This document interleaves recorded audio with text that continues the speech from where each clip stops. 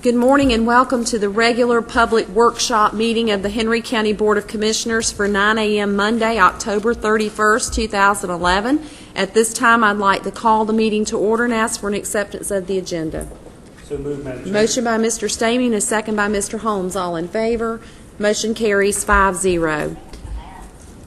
The first item on the agenda this morning is under Public Safety. We have a discussion pertaining to amending the Animal Control Ordinance to remove cats from the definition of animals. Our presenter is Jerry Yoder, Director of Animal Care and Control, Exhibit Number 1. Good morning. Good morning, Madam Chair, Commissioners.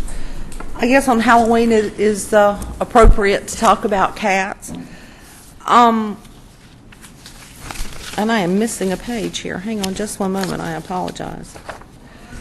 As everybody else, we all certainly know that we are functioning under a financial hardship. This year in the workforce reduction, I lost 2 staff members, and as every other department, our budget were drastically cut. So I sat down with my staff and we did some brainstorming on how we could most effectively perform our job responsibilities for the county and work within these time constraints and work within the budget constraints. One of the things that we came up with was our ordinance for cats. Our department is a public safety department. We are charged with the responsibility of protecting the public from animals running at large. Livestock, horses, cattle, they can certainly be fenced. Dogs can be fenced. They can be put on a tether. They can be put on a runner.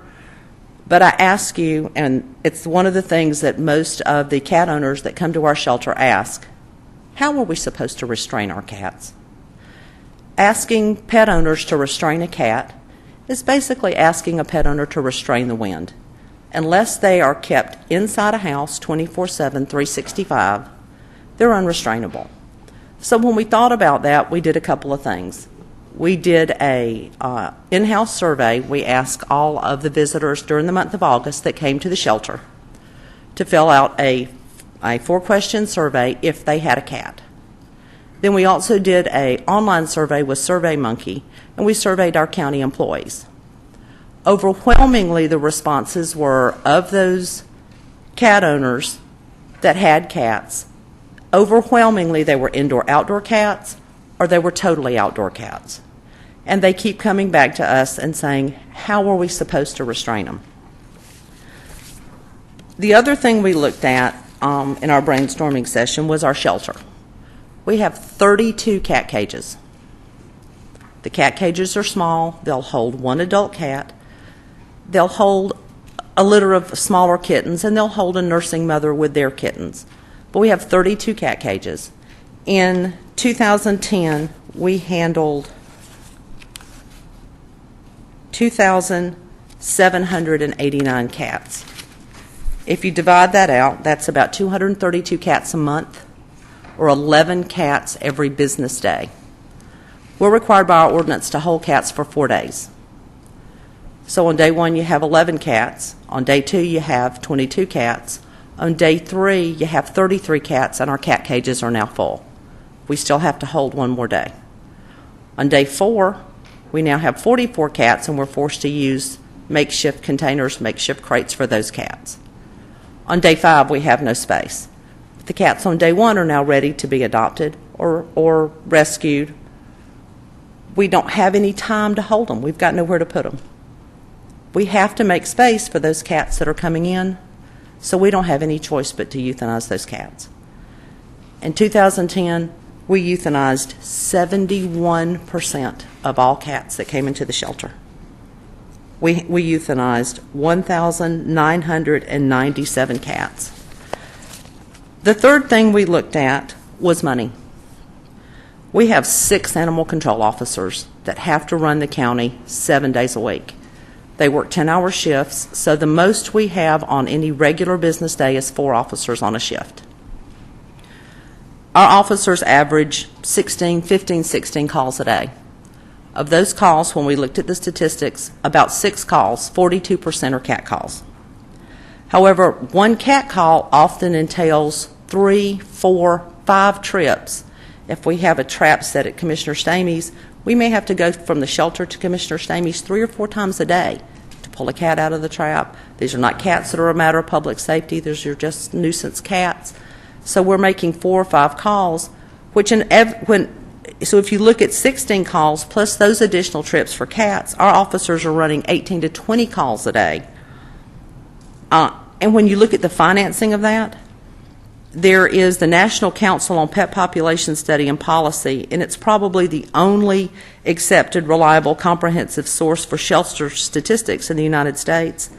And in 2009, they did a study called The True Cost of Euthanasia in Animal Shelters. And it shows that communities, our taxpayers, spend approximately $100 per cat for an animal control officer to dispatch, pick up that cat, bring it back to the shelter, feed it, house it, shelter it, and ultimately euthanize it. So if we look at our 2010 statistics for 2,789 cats, the approximate amount that Henry County taxpayers are spending trying to enforce a restraint law on animals that inevitably cannot be restrained is $279,000. There has to be a better way. So what we would like you to consider is amending the ordinance to remove cats from the definition of animals that were required to be restrained. We will certainly still offer cat traps to the public that want to remove nuisance cats. We will certainly still set cat traps for cats that injure a citizen. But the time, the money, and the added issues with our county citizens, I'm sure many people in this room have cats. If your cat is outside, it's in violation of county ordinance. It just seems to me to be an awful lot of money, an awful lot of time, and an awful lot of, to mention the stress on the staff, to do that amount of euthanasia to try to basically restrain the wind. So we're just asking you to consider that as a proposal to assist us in our efforts. Jerry, I know we've had this conversation before. One of your goals was to put into place a trap, neuter, and release program to try to get the cat population under control for the ferals. And you shared with me that under the current county ordinance, you cannot implement that program. I cannot. If I'll use my daughter as an example. She has a 70-acre farm on Keys Ferry Road. She has horses. She has a barn. So she has barn cats. They're not really pet cats. They serve a purpose. They're in her barn. They're spayed. They're neutered. They have all their vaccines. But on rural property, cats get thrown out. We have citizens who obviously want to care for those animals. So what we're proposing, they're not adoptable. If we trap them up, we bring them to the shelter, they're not adoptable. We do have our low-cost spay-neuter program twice a month. It's wonderfully successful. Commissioner Stamey just availed himself of a cat that took up at his house that's now spayed or neutered and has its vaccines.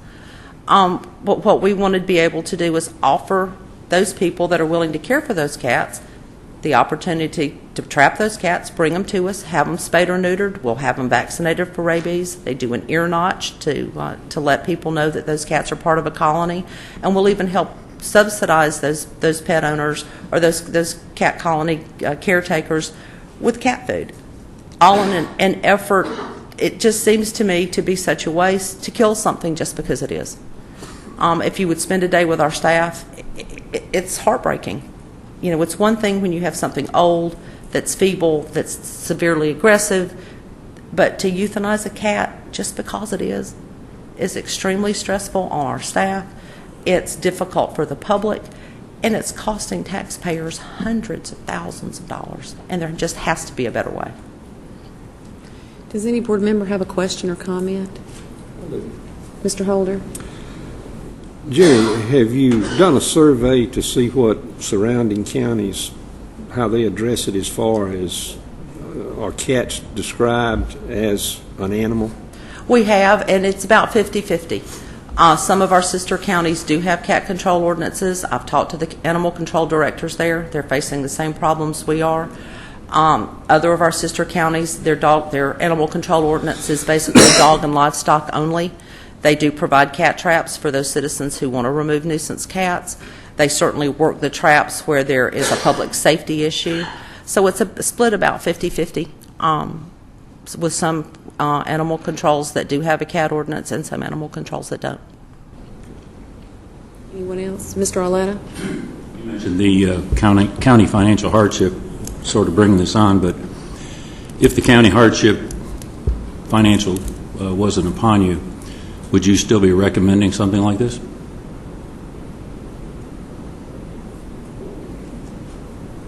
I would encourage you to spend a day with my staff and watch them euthanize animals all day long.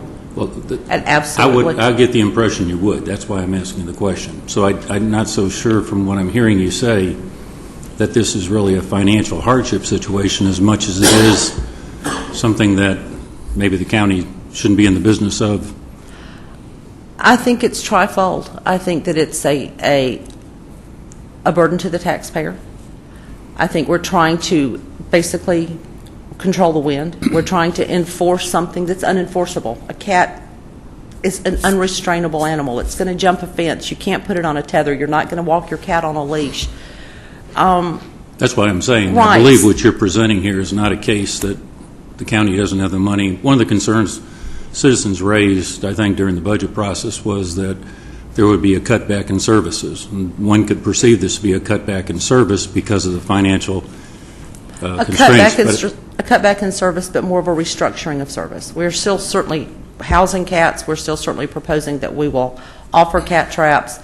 But in a financial crisis, to look at what my department could do with an extra almost $300,000.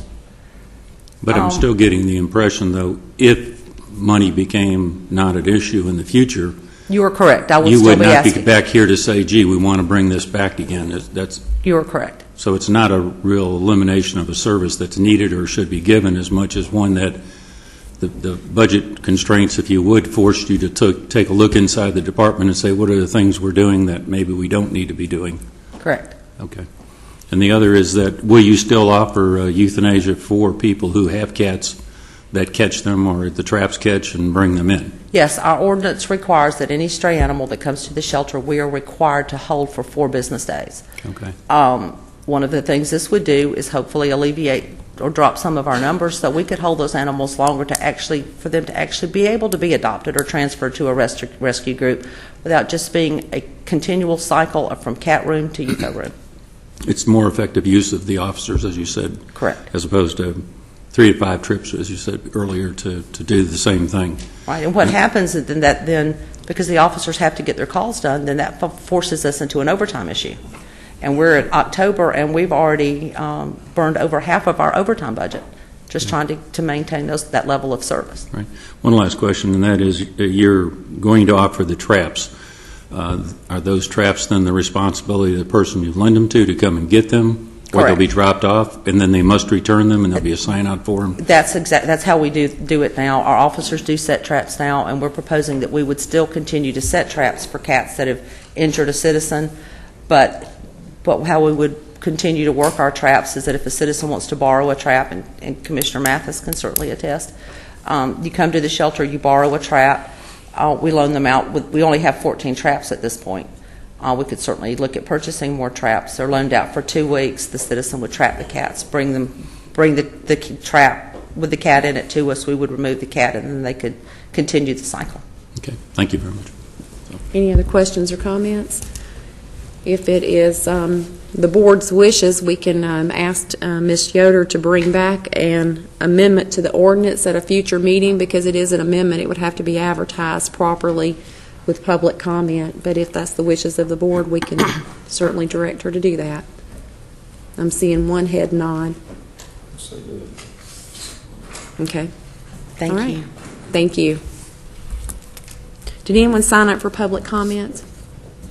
County manager, anything for public session? Ms. County Attorney? No, ma'am. The upcoming meetings and events: tomorrow, November 1st at 9 a.m., we have a regular board meeting. Tuesday, November the 8th is Election Day. Early voting is available now through November 4th from 7 a.m. to 7 p.m. at the following locations: in Hampton at the Hampton Train Depot, 17 East Main Street in Hampton; in Locust Grove at the Locust Grove Recreation Center, which is located at 10 Cleveland Street; In McDonough at the Henry County Elections and Registration, 345 Phillips Drive, and in Stockbridge at the Ted Strickland Community Center, 130 Berry Street. These are, there are city elections going on, but I also want to remind the public that there is an educational SPLOST on the ballot as well, and that is something that can be voted on by all citizens of the county. Monday, November 14th at 9 a.m. and Tuesday, November 15th at 6:30 p.m. These are both regular board meetings. Thursday, November 24th and Friday, November the 25th, all county offices will be closed in observance of Thanksgiving.